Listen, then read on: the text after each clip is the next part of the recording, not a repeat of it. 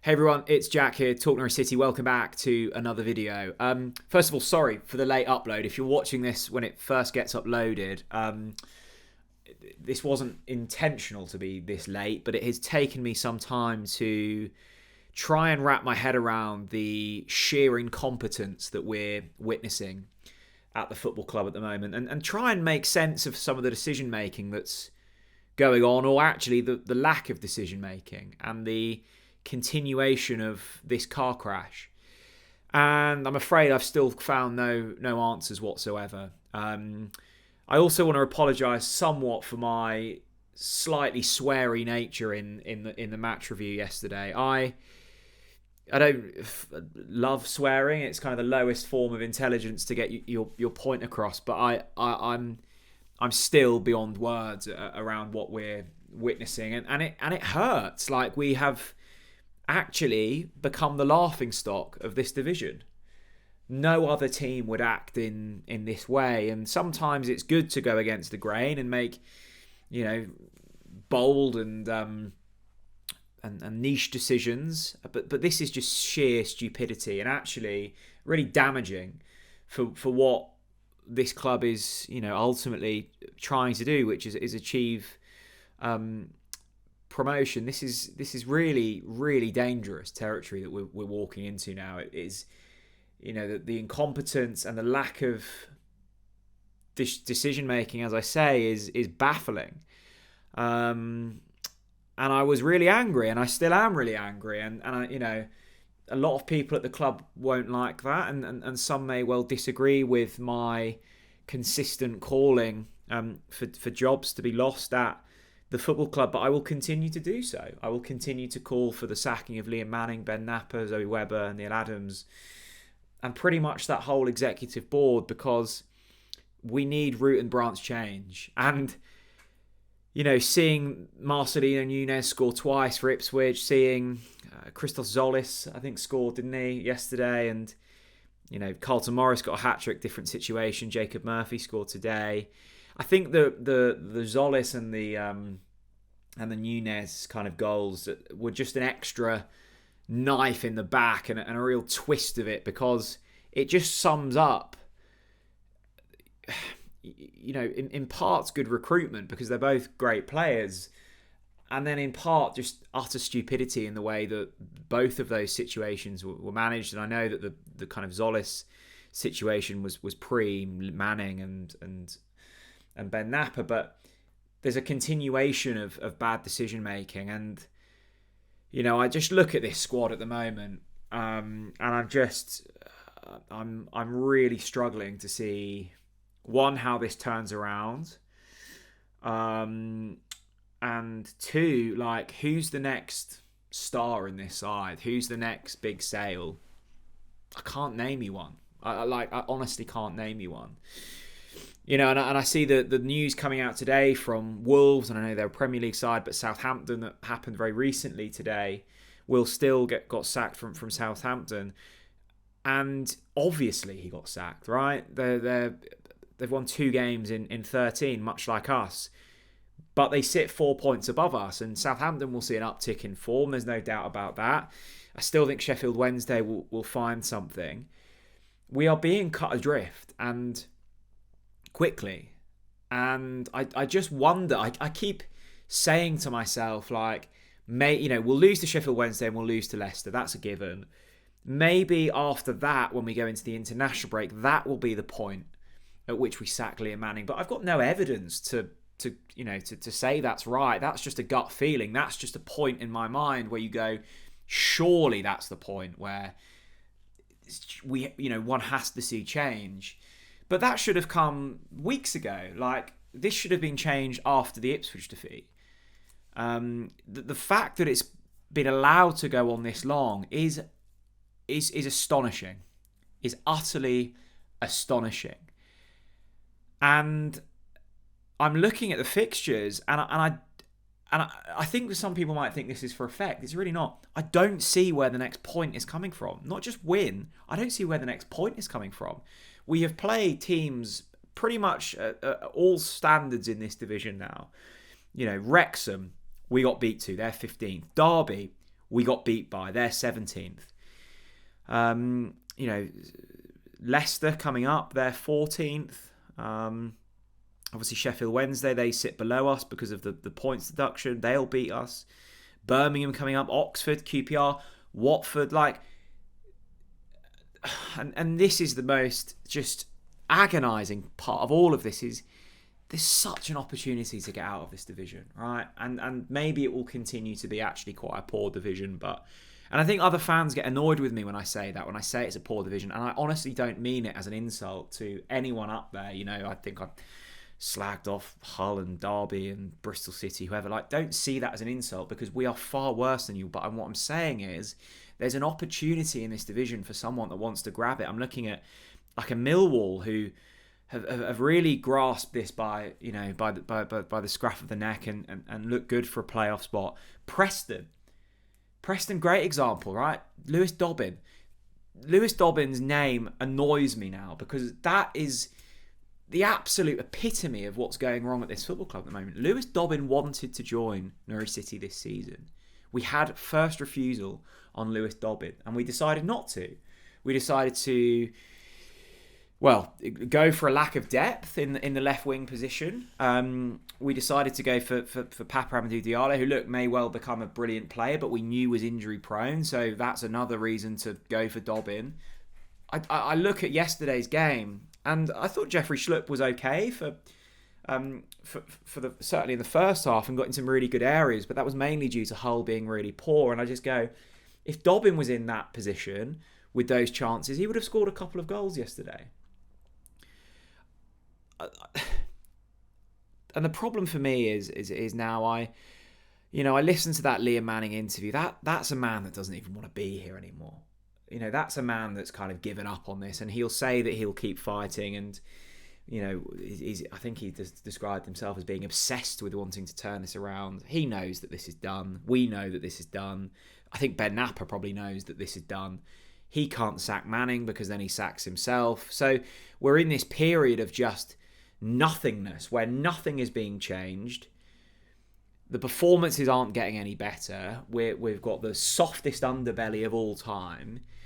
And as soon as we hit a single point of adversity, we completely crumble. Hull scored with their first shot on target yesterday, and we were never getting back into the game. If we don't take the lead, which we never do, we're not winning. You know, we're not getting a point out of football matches. We haven't picked up a single point at home. A single point.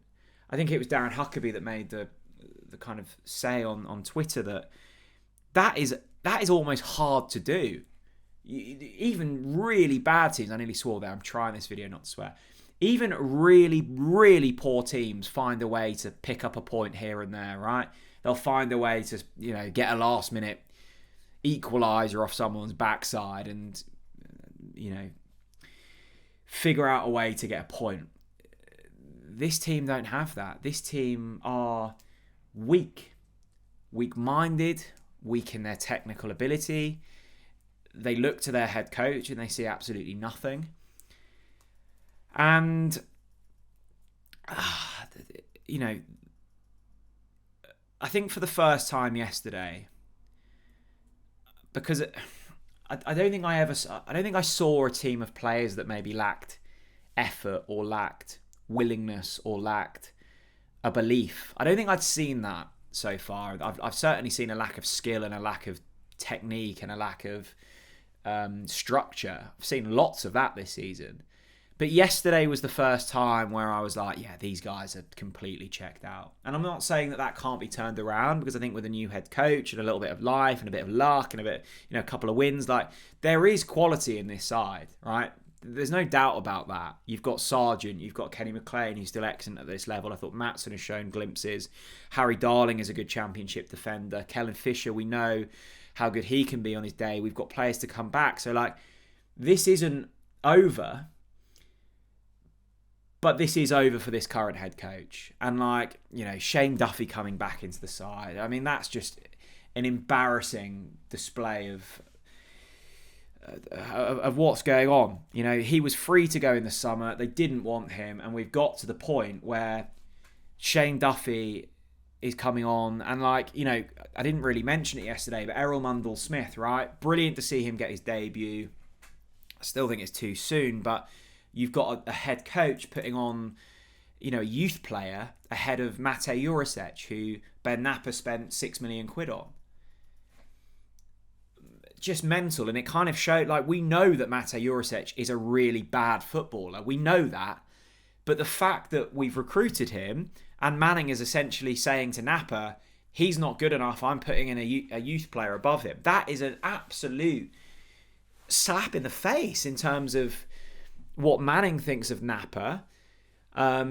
It's shameful. It's really, really shameful. And, you know, at this point, I have to look at Mark Atanasio, and I have to look at Norfolk Holdings Group, and I have to look at, ultimately, they are the ones that are going to have to make a decision here. Ben Napper won't, Zoe Webber won't, Liam Manning isn't going to resign. So, Mark, I'm looking at you now, right? We need to make a decision. We have to make a decision. This cannot go on. And I know it will for a couple more games, and then I'm hoping, maybe through sheer delusion, that we get to the point where this is so untenable it becomes embarrassing. And we've already reached that level, right? Every single club in this division is laughing at us. And rightly so. Rightly so. You know, Ipswich fans having their moment. You know, so many Ipswich fans tweeting me the Nunez goals yesterday. And you know what? I can't even fight it. I'd be doing the same if we'd signed their best creative midfielder and now he's scoring goals for us and pumping his badge, right? I'd be doing the same. Ben Napper has caused that. We didn't need to sell Marcelino Nunez. He piled pressure onto us. We lost our best player to a rival. Astonishing. And I don't know how many more times I can keep saying the same thing over and over again. And we all know what's going to happen at Hillsborough, right?